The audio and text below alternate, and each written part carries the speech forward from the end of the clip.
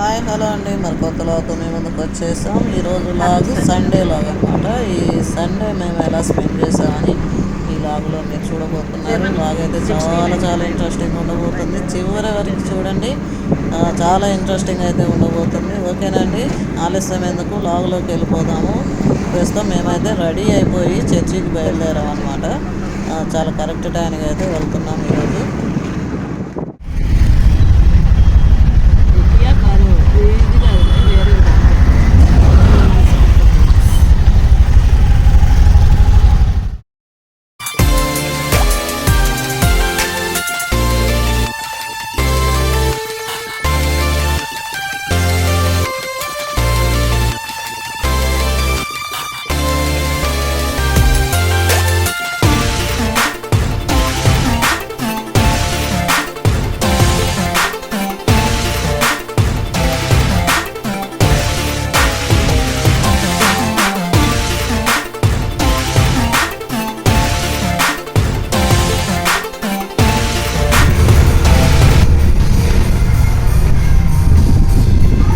Photo తీస్తామండి. Photo shoot జరుగుతుందండి. Video photo +2.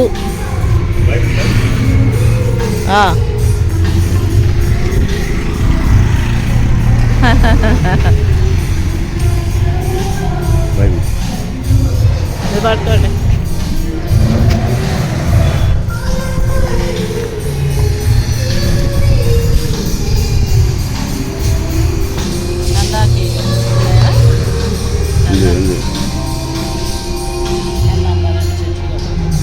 Time అయితే చాలా అవ్వలేదు. నీ మాట వినుట మా జీవితానికి ఆశీర్వాదం. నీ మాట మాకు దొరకడం మా జీవితానికి ధన్యత. నీ ధైర్యాన్ని ఈ యొక్క 20 రోజుల గురించి మొన్న నేను చెప్పలేదు. 21 రోజుల్లో మరి ఎలాంటి అనుభవం నేను పొందాను అంటే, మరి ఏలియా గారు ఉదయం పూట మరి రొట్టె మాంసంతో, సాయంత్రం రొట్టె మాంసం ఎలాగా సంతృప్తి పడ్డాడు, ఆయన ఎలా పోషించాడు, ఆ విధంగా మరి మన సంఘాన్ని మరి నా అనుభవం అలా ఉందన్నమాట. మరి సిస్టర్ చెప్పారు కదా, సాక్షులు చెప్పారు, పరలోకంలో ఉన్నట్టుగా అనిపించింది అన్నమాట 21 రోజులు. మరి ఇంత ధన్యత దేవుడు మరి నా జీవితంలో నాకు అనుగ్రహించాడు. నా కుటుంబానికి మరి ఎన్నో మేలు చేశాడు దేవుడు. 21 రోజుల్లో మరి ప్రార్థన అంశం రాసి పెట్టుకొని దాన్ని ఓపెన్ చేసి ప్రే చేయమని చెప్పి ప్రతి ఉదయం పాస్టర్ గారు గుర్తు చేసేవాళ్ళు. ఆ విధంగా మరి నేను గత సంవత్సరం కూడా నేను చేయలేదు ఆ విధంగా, కానీ ఈ సంవత్సరం మరి బుక్లో రాసి ఆ విధంగా నేను ప్రేయర్లో ఏకీభవించడం చేపట్టి ఆ అంశం మీద నేను రాసింది అయితే కొద్దిగా 4 లైన్లు అనమాట. దాంట్లో మరి పిల్లల రక్షణ కోసం, ఎదుగుదల కోసం, రక్షింపబడ్డానికి కానీ ఇంకా ఎదగాలి, పిల్లలు నా కుటుంబం ఎదగాలి. రెండవ అంశం ఏంటంటే నా పిల్లలకి గర్భఫలాల విషయంలో తెలియజేయాలని. ఆ 2 అంశాలు మరి రెఫరెన్స్ కూడా వాటిని కూడా పాస్ గారు ఆ విధంగా మరి గారు చెప్పిన విధంగా నేను చేశాను అనమాట. 21 రోజులు మరి ఎన్నో విషయాలు 21 రోజుల్లో మరి దేవుడు మరి ఎన్నో నేర్పించారు. స్థుతి, మరి కృతజ్ఞతతో స్థుతించడం అనేది వస్త్రం లాగా అనేది నేర్పించారు. మన యొక్క 21 రోజుల ప్రారంభం ఎలాగంటే ప్రారంభించబడిందంటే యెహోషాపాతు యొక్క ఆయన యొక్క ప్రార్థన, ఉపవాస ప్రార్థన, అందరూ కూడి రండి, కూడి రావడం, మరి ప్రార్థించడం వల్ల ఎన్ని కార్యాలు జరుగుతాయని అన్ని చెప్పడం, ఇవన్నీ కూడా మరి లాస్ట్ వరకు ఎన్నో మరి అద్భుతాలు, మరి ఎన్నో మర్మాలని మరి 21 రోజుల్లో మరి నేను నేర్చుకున్నాను. మరి యొక్క 2వ అధ్యాయంలో ముఖ్యంగా అయితే ఎక్కువగా నా మనసు తాకింది. మరి సంఘము ఎలా ఉండాలి, సంఘము దేవుల్లో మరి ఎలా ఇంకా బలపడాలి, మరి దైవజనులు ఎలా, మన యొక్క మనసు ఎలా ఉండాలి, ఇవన్నీ కూడా మరి ఎంతో బాగా చక్కగా ఎంత బాగా నేర్పించే మరి దైవజనులు మనకి దేవుడు అనుగ్రహిస్తున్న దేవుడికి వందనాలు తెలుస్తున్నాను. మరి 2వ అధ్యాయంలో అయితే ఎన్నోసార్లు చదివాను, ఎన్నోసార్లు విన్నాను. ఏది యేసు ప్రభు మరి మన కోసం మరి దేవుడి స్వరూపం కలిగి ఉండి కూడా అన్ని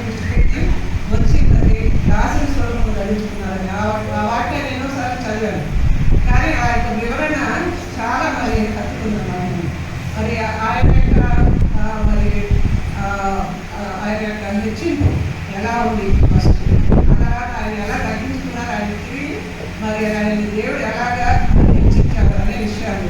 మరి మనల్ని కూడా ఆ విధంగా మనము మనకిచ్చిన ఆధిక్యతలు ఫస్ట్ మనము గుర్తెరగాలి. ఆ తర్వాత మనల్ని మనం తగ్గించుకోవాలి. తర్వాత దేవుడు ఎలా హెచ్చిస్తారని ఆ యొక్క వివరణ అయితే చాలా ఆశ్చర్యం కలిగించుకున్నట్టయితే మరి ఈ విధంగా 21 రోజుల్లో నేను ప్రార్థిస్తున్నానని చెప్పాను కదా. ఆ 21 రోజుల్లో మరి నేను రాసుకున్న అంశం మొదటిది మరి కుటుంబం ఎదగాలని. మా పెద్దబ్బాయి అయితే మరి చాలా దూరము అపార్ట్మెంట్ తీసుకున్నాడు, ఇల్లు కొనుక్కున్నాడు. అది చర్చికి రావడానికి చాలా సమయం కూడా మరి నైట్ వర్క్ చేయాలన్నమాట. మరి అది చేసి మరి చర్చికి రావాలంటే కొంచెం వెనకబడుతూ ఉండేవాడు. ఆ విషయమే నేను మరి ఎక్కువగా ప్రార్థించేదాన్ని, వెనకబడకుండా మరి పిల్లలు మరి ముందుకు రావాలి లేదా మరి తప్ప నేనే మరి మరి అది కూడా రాజు మనసును తిప్పే దేవుడు మన దేవుడు దగ్గరికి నమ్మి ఆ యొక్క కాలంలో మరి దేవుడిని ఎంతో అడిగినప్పుడు మరి దేవుడు ఎంతో గొప్ప కార్యం చేశాడు. శని ఆదివారాల్లో ఆ బిడ్డకు మరి నీరు ఇచ్చే విధంగా మరి ఇచ్చారనమాట. అది కూడా ఈ నెల నుంచే ప్రారంభమవుతుంది మమ్మీ నాకు సంతోషంగా చెప్పారు. అందుని బట్టి దేవుడికి వందనాలు చూపిస్తున్నాను. మరి రెండవదిగా మరి ఒక ప్రేయర్ రిక్వెస్ట్ రాస్తానని చెప్పాను కదా. మరి డబ్బు పొలాల విషయంలో మా అమ్మగారు కూడా ఎంతో మరి సంఘంలో అందరూ కూడా ఎంతో బాగా మరి ప్రార్థిస్తూ వచ్చారు, ఇలా ప్రార్థిస్తున్నారు. మరి మా కుటుంబంలో 2 బిడ్డలు ఉన్నారు. మరి నా కుమార్తెకైతే మరి ఈ యొక్క 20 రోజుల్లోనే తల్లి నువ్వు కార్యం చేయమని మరి పట్టుదలతో ప్రార్థించాను. మరి నా ప్రార్థన పాస్టర్ గారు కూడా మరి 2 సార్లు ఈ యొక్క సంవత్సరంలో మరి మా కుటుంబంలో ప్రార్థన పెట్టుకోవడానికి దేవుడు చూపించాడు. మరి పాస్టర్ గారు బిడ్డలందరూ వచ్చి ఎంతో మరి చక్కగా ప్రార్థన చేశారు. మరి దేవుడి దయా కృప మరి మా కుటుంబం మీద ఉంచి మరి సౌమ్య మా కుమార్తెకి మరి గర్భఫలాన్ని ఇచ్చాడు దేవుడు అని చెప్పడానికి చాలా సంతోషిస్తున్నాను. దేవుని యొక్క మరి మహిళ కార్యాలు తప్పకుండా చూస్తామని ఆయన విశ్వాసం మరి మనలో ఎక్కువగా నింపే ఈ యొక్క దైవజనం బట్టి నేను అభినందిస్తుంటాను. ఈ సాక్ష్యాన్ని ಅನೌನ್ಸ್ಮೆಂಟ್ಸ್ మనకు ವಿಷಯ 2 ಸಾರಿ ಬಂದಿದ್ದರೆ ಅದು ತುಂಬ ಮುಖ್ಯ ಮೊದಲು ತಿಳ್ಕೊಳ್ಬೇಕು. మరి ఇది 2 సార్లు కాదు, దాదాపుగా 5 సార్లు ఇక్కడ మెన్షన్ అయింది. 2 ಸಾರಿ ಅಲ್ಲ 5 ಸಾರಿ ಈ ಮಾತನ್ನು ಹೇಳಲ್ಪಟ್ಟಿದೆ. చూడండి, మొదటి అధ్యాయం 1ನೇ ಅಧ್ಯಾಯ 14వ వచనం 14ನೇ ವಚನ. మరియు సహోదరులైన వారిలో ఎక్కువ మంది నా బంధకముల మూలముగా ప్రభువునందు స్థిర విశ్వాసము గలవారై నిర్భయముగా దేవుని వాక్యమును బోధించుటకు మరి విశేష ధైర్యం తెచ్చుకున్నారు. ಇದಲ್ಲದೆ ಸಹೋದರರಲ್ಲಿ ಬಹಳ ಜನರು ನನ್ನ ಬೇಡಿಗಳಿಂದಲೇ ಕರ್ತನಲ್ಲಿ ಭರವಸೆ ಉಳ್ಳವರಾಗಿ ದೇವರ ವಾಕ್ಯವನ್ನು ನಿರ್ಭಯದಿಂದ ಹೇಳುವುದಕ್ಕೆ ಇನ್ನೂ ವಿಶೇಷ ಧೈರ್ಯ ಹೊಂದಿದ್ದಾರೆ. ప్రభువునందు స్థిర విశ్వాసం గలవారై, ಕರ್ತನಲ್ಲಿ ಸ್ಥಿರ ವಿಶ್ವಾಸ ಉಳ್ಳವರಾಗಿ. అలాగే 3వ అధ్యాయం 1వ వచనం, ಹಾಗೆ 3ನೇ ಅಧ್ಯಾಯ 1ನೇ ವಚನ, ప్రభువునందు ఏం చేయండి? ఆనందించండి. అండ్ చాప్టర్ 4 మనం చదువుకున్న వాక్యం 4ನೇ అధ్యాయ మొదటి వచనాలు. కావున నేను ఆపేక్షించిన ప్రియ సహోదరులారా, నా ఆనందమును నా కిరీటమునైన నా ప్రియులారా, ఇట్లు ప్రభువునందు స్థిరులై ఉండండి. ప్రభువునందు ఏమై ఉండండి? స్థిరులై ఉండండి. వర్డ్స్ 2. ప్రభువునందు ఏక మనస్సు గలవారై ఉండండి. సో ఈ విధంగా ప్రభువునందు అనే మాటని పౌలు నామంగా ఇక్కడ వాడాడు. ಈ ತರ ಇಲ್ಲಿ ಪೌಲನು ಕರ್ತನಲ್ಲಿ ಎಂಬುದಾಗಿ ವಿಷಯವನ್ನ ವಿಶೇಷವಾಗಿ ಉಪಯೋಗಿಸಿದ್ದಾನೆ. ఆత్మ సంబంధమైన జీవితంలో ఈ మెళకువ మనకు, ఈ యొక్క వివేచన మనకు కావాలి. ಆತ್ಮಿಕ ಸಂಬಂಧವಾದ ಜೀವಿತದಲ್ಲಿ ನಮಗೊಂದು ಈ ವಿವೇಚನೆ ಬೇಕಾಗಿದೆ. మనం ఎక్కడ ఉన్నాం, దేనిలో ఉన్నాం, ఎవరిలో ఉన్నాం అనేది విశ్వాసి మొట్టమొదట రికగ్నైజ్ చేయాలి. ನಾವು ಯಾರಲ್ಲಿದ್ದೇವೆ, ಎಲ್ಲಿದ್ದೇವೆ, ಏನೆಂಬುದಾಗಿ ನಾವು ಅದನ್ನ ರಿಕಗ್ನೈಸ್ ಮಾಡ್ಕೊಳ್ಬೇಕಾಗಿದೆ. మనం ఎవరినైనా అడిగినప్పుడు ఏం చేస్తున్నారు సార్ అంటే మేము గవర్నమెంట్ సర్వీస్ లో ఉన్నాం సార్ అంటారు. ನಾವು ಯಾರನ್ನ ಕೇಳಿದ್ರೆ ನಾವು ಗೌರ್ಮೆಂಟ್ ಸರ್ವಿಸ್ ಇದೆ ಅಂತ ಹೇಳ್ತಾರೆ. ఎవరైనా మినిస్ట్రీ చేసేవాళ్ళని అడిగితే మేము దేవుని పరిచర్యలో ఉన్నామంటారు. ನಾವು ಮಿನಿಸ್ಟ್ರಿ ಸೇವೆ ಮಾಡೋದು ಕೇಳಿದಾಗ ನಾವು ದೇವರ ಸೇವೆಯಲ್ಲಿ ಇದೆ ಅಂತ ಹೇಳ್ತಾರೆ. ఏ పనిలో వాళ్ళు ఉన్నారో దానిలో ఉన్నామని చెప్తారు. ಯಾವ ಕೆಲಸದಲ್ಲಿ ಇದೆಯೋ ಆ ಕೆಲಸದಲ್ಲಿ ಇದೆ ಅಂತ ಹೇಳ್ತಾರೆ. ఈ రోజు మనం భౌతికంగా ఏ పని మనం చేస్తూ ఉన్నా ఆధ్యాత్మికంగా మనం అర్థం చేసుకోవాల్సిన విషయం ఏమిటంటే, ನಾವು ಭೌತಿಕವಾಗಿ ಯಾವುದೇ ಕೆಲಸ ಮಾಡಿದ್ರು ಕೂಡ ಆಧ್ಯಾತ್ಮಿಕವಾಗಿ ತಿಳ್ಕೊಳ್ಬೇಕಾದ ವಿಷಯವೇನೆಂದ್ರೆ మనం ఎవరిలో ఉన్నాము అనేది చాలా ఇంపార్టెంట్. ನಾವು ಯಾರಲ್ಲಿ ಎಂಬುದು ಬಹಳ ಪ್ರಾಮುಖ್ಯವಾಗಿದೆ. ఒక విషయం గమనించండి, మీరు ఎవరిలో ఉన్నారో అదే మిమ్మల్ని పోషిస్తుంది. ನೀವು ಯಾರಲ್ಲಿದ್ದೀರೋ ಅದೇ ನಿಮ್ಮನ್ನು ಬೆಳೆಸ್ತದೆ. ಇದನ್ನು మీరు ತಿಳ್ಕೊಳ್ಳಬೇಕು. గవర్నమెంట్ ఉద్యోగంలో ఉన్నారంటే గవర్నమెంట్ ఉద్యోగం జీతం చేత మిమ్మల్ని పోషిస్తుంది. ನೀವು ಗವರ್ಮೆಂಟ್ ಕೆಲಸದಲ್ಲಿದ್ರೆ ಸಂಬಳದ ಜೊತೆಗೆ ಅದು ನಿಮ್ಮನ್ನು ಪೋಷಿಸ್ತದೆ. ఏదైనా సేవా పరిచర్యలో ఉన్నారంటే ఆ సేవా పరిచర్య మిమ్మల్ని పోషిస్తుంది. ಯಾವ್ದಾದ್ರು ಸೇವೆಯಲ್ಲಿದ್ರೆ ಆ ಸೇವೆ ನಿಮ್ಮನ್ನು ಪೋಷಿಸ್ತದೆ. ఈ యొక్క యేసుక్రీస్తులో ప్రభువులో మనం ఉన్నామంటే ఈ ప్రభువులో ఉన్నటువంటి నీ ఐడెంటిటీని నీకు ఒక భద్రతగా ఉంది. ನೀವು ಕರ್ತನಿದೆ ಅಂತ ಹೇಳಿದಾದ್ರೆ ಆ ಐಡೆಂಟಿಟಿ ನಿಮ್ಮ ಅದು ನಿಮಗೆ ಭದ್ರತೆಯಾಗಿರುತ್ತೆ. ఈ ఆదివారం వచ్చినటువంటి మీరందరూ మీరు ఎక్కడ ఉన్నారు అనేది మీ అడ్రస్ ఒకసారి మీకు చూపించాలనుకుంటున్నాను. ಈ ಭಾನುವಾರ ದೇವಸ್ಥಾನಕ್ಕೆ ಬಂದವರೆಲ್ಲರೂ ನೀವು ಯಾವ ಯಾವ ವಿಳಾಸದಲ್ಲಿ ಎಂಬುದನ್ನು ತಿಳಿಸಬೇಕಂತ ನಾನು ಕೋರುತ್ತಿದ್ದೇನೆ. ఈ యొక్క ఆదివారం మీటింగ్, ఈ యొక్క ఆదివారం ఆరాధన అయిపోయిన తర్వాత మీరు ఎవరిలో ఉన్నారు, దేనిలో ఉన్నారు అనే దాన్ని కూడా ఒకసారి దేవుడికి తెలుసుకోవాలని చెప్పాలి. ಈ ಭಾನುವಾರ ಆರಾಧನೆ ಮುಗಿದಾದ್ಮೇಲೆ ನೀವು ಯಾರಲ್ಲಿ ಇದ್ದೀರಾ, ಎಲ್ಲಿದ್ದೀರಾ ಎಂಬುದಾಗಿ ನೀವು ದೇವರಿಗೆ ಸ್ವತಃ ಸಲ್ಲಿಸಬೇಕಾಗಿದೆ. సో మొదటి మాట పౌలు చెప్పేది స్థిరులై మీరు ప్రభువునందు స్థిర విశ్వాసం గలవారై ఉంటే ఆల్రెడీ నేను చెప్పేశాను. ನಾನು ಮೊದಲನೇ ಮಾತಾಡಿದಾಗೆ ಪೌಲನು ಕರ್ತನ ಸ್ಥಿರವಾಗಿರಬೇಕೆಂಬುದಾಗಿ ಮೊದಲನೇದಾಗಿ ಹೇಳಿದನು. సో మన విశ్వాస జీవితంలో ఊగిపోయేవారుగా, కదిలిపోయేవారుగా, పడిపోయేవారుగా కాకుండా స్థిరమైనటువంటి వాళ్ళుగా, స్థిరమైన డెసిషన్స్ కలిగిన వారుగా మనం ఉండాలి. ನಾವು ವಿಶ್ವಾಸ ಜೀವಿತದಲ್ಲಿ ನಾವು ಅಳ್ಳಾಡುವವರಾಗಿ ಬಿದ್ದವರಾಗಿ ಆಗಿರದೆ ಸ್ಥಿರವಾದ ನಿರ್ಧಾರವುಳ್ಳವರಾಗಿ ಆಗಬೇಕೆಂಬುದಾಗಿ ಹೇಳಿದ್ದೇನೆ. చాలా మంది చిన్న అనారోగ్యాలు, చిన్న సమస్యలు, చిన్న మాటలు, చిన్న విమర్శలు వచ్చేసరికి విశ్వాస జీవితంలో కదిలిపోతారు. ತುಂಬಾ ಜನರು ಸ್ವಲ್ಪ ಹಾಗೆ ಹೀಗೆ ಮಾತುಗಳು ಬಂದರೆ ಕದಲು ಬಿಡುತ್ತದೆ ಅವರ ವಿಶ್ವಾಸ. ఇలా కదిలిపోయే వాళ్ళు ఎప్పుడు కూడా స్థిరంగా ఉండలేరు. ಈ ತರ ಕದಲುವ ವಿಶ್ವಾಸ ಅದು ಸ್ಥಿರವಾಗಿ ಇರುವುದಿಲ್ಲ.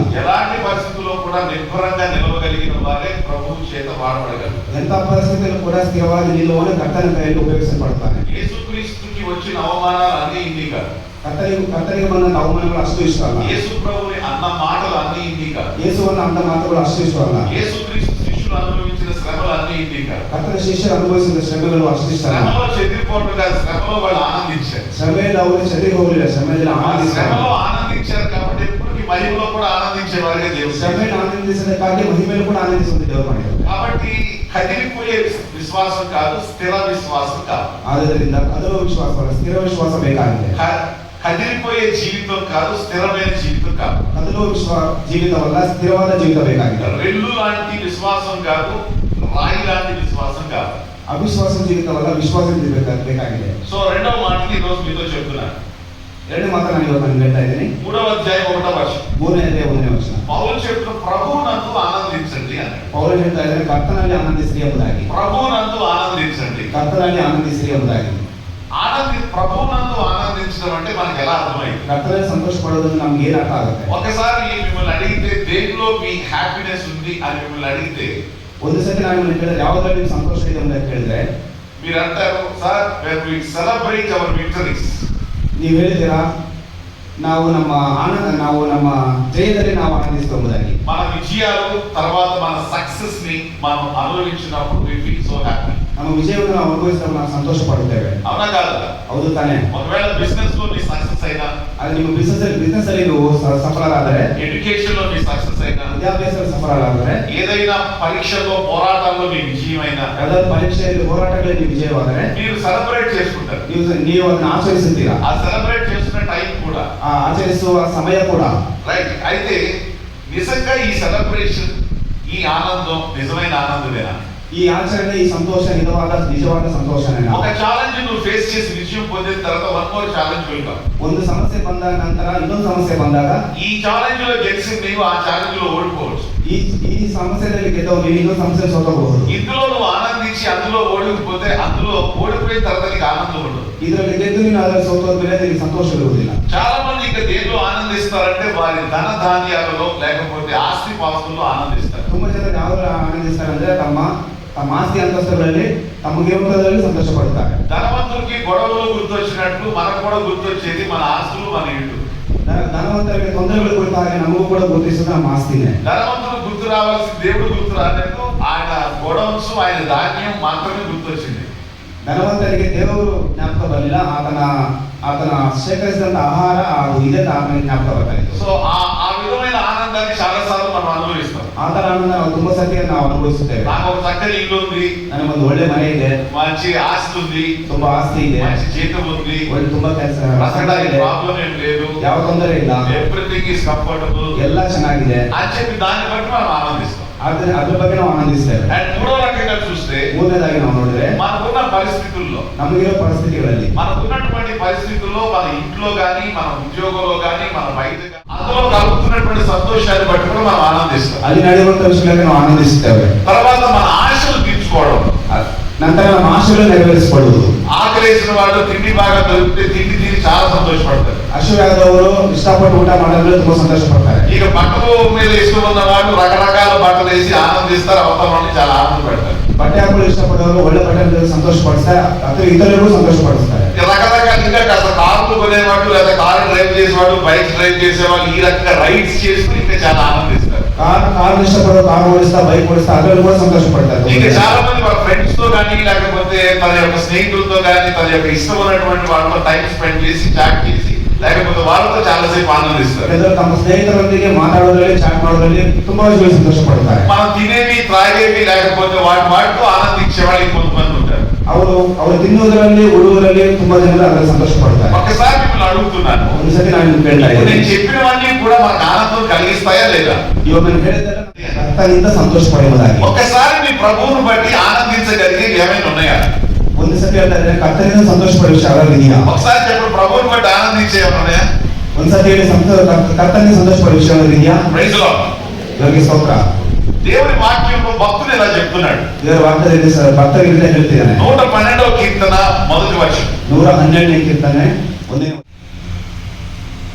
ఆజ్ఞను బట్టి ఆనందించువాడు. ఆజ్ఞೆಯಿಂದ ఆనందిಸಬೇಕು. ఆజ్ఞను బట్టి నిజంగా ఆనందిస్తాం అసలు, లేకపోతే బాధ వస్తుందా? ಆಜ್ಞೆಗಳು ನಾವು ಸಂತೋಷ ಪಡ್ತೇವಾ, ಇಲ್ಲ ಬಾಧೆ ಬರ್ತದಾ? చెప్పండి ఒకసారి. ಹೇಳಿ ಒಂದ್ಸತಿ. ఆజ్ఞను బట్టి బాధ కండక్టర్ తో నాకు 250 కిలోమీటర్ స్పీడ్ అవుతుంది రాగా, ఎక్కడ ఉంటావు? ಎಲ್ಲಿರ್ತೀಯಾ?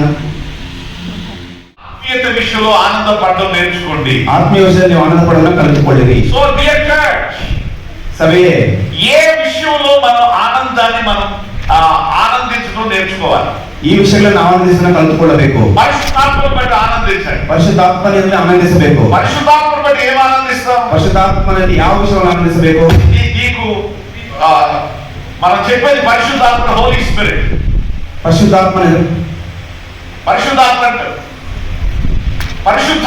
అంటే మనకి పవిత్రమైన, పరిశుద్ధమైన ఆత్మ. పరిశుద్ధాత్మ అంటే పవిత్రವಾದ ఆత్మ. మన ఇంట్లో దురాత్మలు కొన్ని ఉంటాయి, ನಮ್ಮ ಮನೆಯಲ್ಲಿ ದುರಾತ್ಮಗಳು ಕೆಲವು ಇರ್ತವೆ. మన స్నేహితులు కొన్ని దురాత్మలు కొన్ని ఉంటాయి, ನಮ್ಮ ಸ್ನೇಹಿತರು ಕೂಡ ದುರಾತ್ಮಗಳು ಸ್ವಲ್ಪ ಇರ್ತವೆ. వీటిని బట్టి కొన్ని ఆనందాలు మనకు కలుగుతాయి. ಇದರಿಂದ ನಮಗೆ ಸ್ವಲ್ಪ ಸಂತೋಷ. వాళ్ళ స్నేహాలను బట్టి కొంత ఆనందం కలుగుతుంది. ಅವರ ಸ್ನೇಹದಿಂದ ಕೂಡ ನಮಗೆ ಸಂತೋಷ ಬರ್ತದೆ. వాళ్ళ బట్టి కలిగే ఆనందం,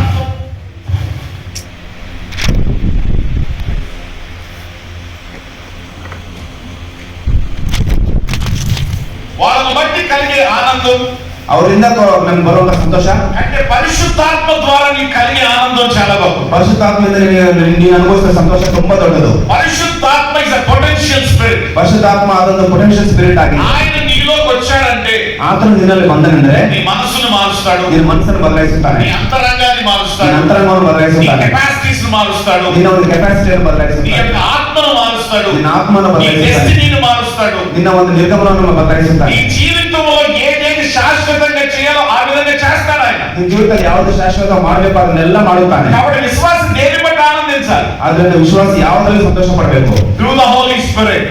ಪರಿಶುದ್ಧಾತ್ಮನಿಂದ. దేవునికి స్తోత్రం కలుగుగా. ದೇವರಿಗೆ ಸ್ತೋತ್ರವಾಗಲಿ. లెక్కర్ షాప్ మీద రాసి ఉంటుంది, ಲಿಕ್ಕರ್ ಶಾಪ್ ಅಲ್ಲಿ ಬರೆದಿರ್ತದೆ స్పిరిట్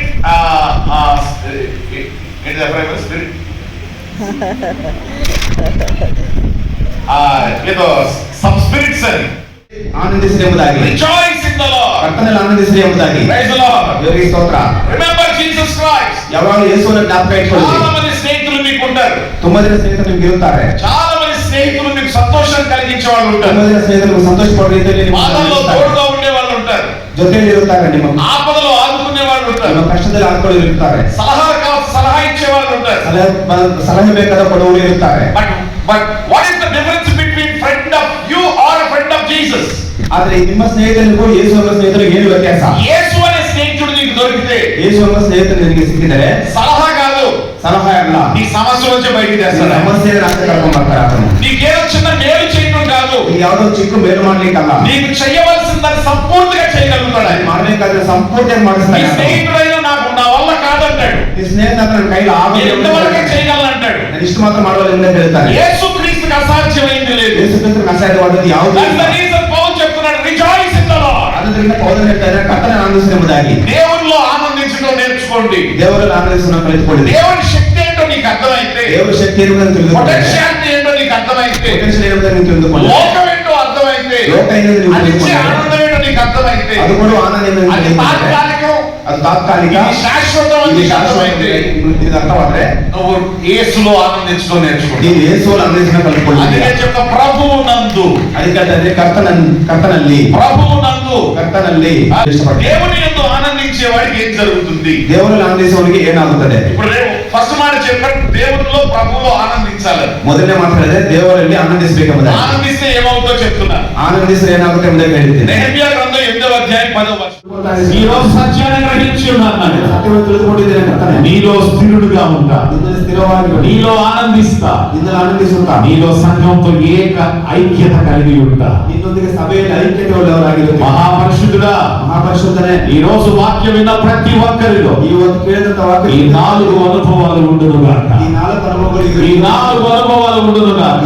4 ಅನುಭವಗಳು ప్రభువులో లోకములో డిఫరెన్స్ అర్థం చేసుకున్నవారుగా, ಕರ್ತನಲ್ಲಿಯೂ ಲೋಕದಲ್ಲಿ ಇರುವಂತ ವ್ಯತ್ಯಾಸವನ್ನು లోకం ఎంత వరకు ప్రభు ఎంత వరకు ఎదిగిన వారుగా, ಕರ್ತನಿಷ್ಠವರೆಗೂ ಲೋಕನಿಷ್ಠವರೆಗೂ ತಿಳಿದುಕೊಂಡು పరిపక్వతను బట్టి ఆనందించే పరిశుద్ధత దయచేయి. ಪರಿಪಕ್ವತೆಯಿಂದ ಆನಂದಿಸುವ ಹಾಗೆ ನೀವು ಪರಿಪಕ್ವತೆ ఆ విధంగా ఆనందించే వ్యక్తులుగా చేయనాయన ಆ ರೀತಿ ಆನಂದಿಸುವ ವ್ಯಕ್ತಿಗಳಾಗಿ ಬದಲಾಯಿಸಿ ఈ సంఘాన్ని ఆశీర్వదించుమని, ಸಭೆಯನ್ನು ಆಶೀರ್ವದಿಸಬೇಕೆಂದು ఫిలిప్పీ సంఘం వలె మార్చుమని, ಫಿಲಿಪ್ಪಿ ಸಭೆಯ క్రీస్తు వధువు సంఘం వలె మార్చుమని ವಧುವಿನ ಸಭೆಯ యేసు నామములో ప్రార్థిస్తున్నాను తండ్రి. ಯೇಸು ನಾಮದಲ್ಲಿ ಪ್ರಾರ್ಥಿಸ್ತೇವೆ ತಂದೆ. ఆమేన్, ಆಮೆನ್. ఆమేన్. ఆమేన్.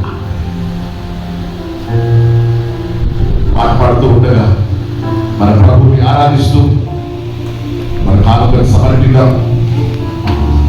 ఆయన మన మొక్కుబడులన్నిటినీ ఆయన అంగీకరించి ఉన్నాడు అన్నాడు.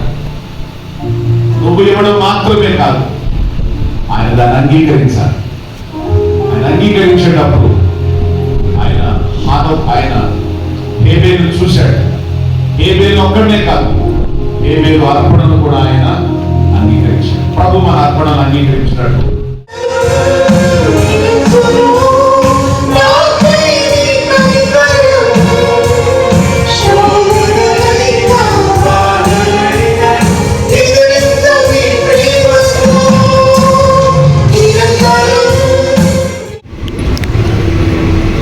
ప్రైజ్లాడక్క.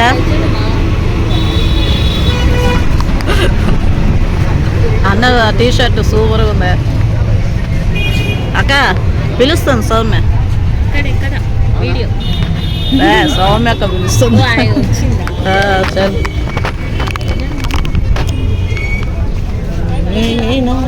సంతోషంగా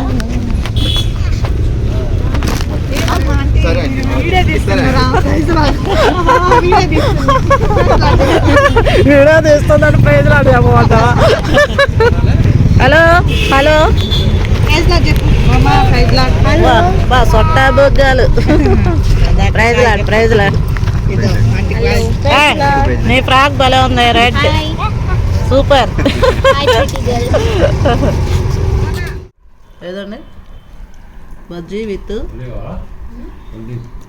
బొరుగుల upma with bajji. Kurnool Rayalaseema special. This is తెలుసా? ఒకసారి పెదబుజ్జి చేసింది కర్నూలుకి వెళ్ళినప్పుడు.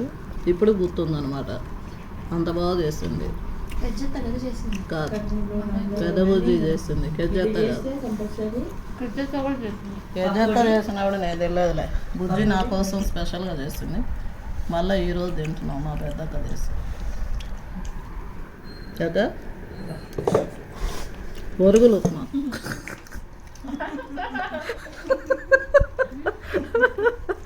వచ్చి నేను ఫోన్ చేస్తాను. మేము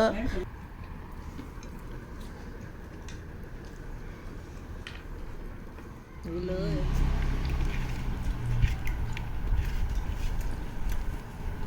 ఇంకా కొత్త ఇంకో న్యూస్ ఉంది. ఏందండి ప్రెగ్నెంట్ అమ్మాయి ఇంకో కొత్తది న్యూస్ అంటే వాళ్ళు వస్తున్నారు బెంగళూరు. అబ్బా దేవుడా బెంగళూరు కేరళ. ఇక్కడ నుంచి సిల్క్ బోర్డ్ది ఒక 2 నెలలు అది కూడా కరెక్ట్ పీక్ టైం పొద్దున్నే 6:30కి కదా కదమ్మా బయలుదేరింది.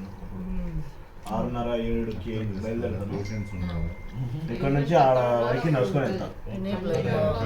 నేను ఈ ప్లేట్ చూపింది బాగుంది, మర్చిపోయాను నేను మైసూర్ పోయినది.